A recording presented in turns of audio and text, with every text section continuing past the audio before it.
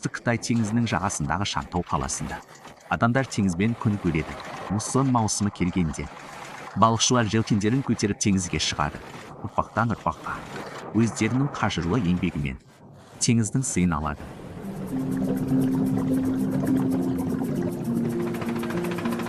Піскенде теңізге шыққан балықшы қайықтары бірінен соң бірі оралып, жаңа ауланған теңіз өнімдерін алып келеді.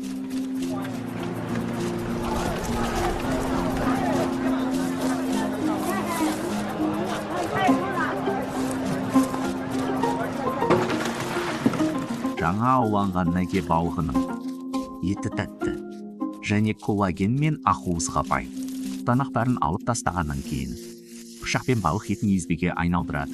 Қатты соққылау езбені серпімді етеді.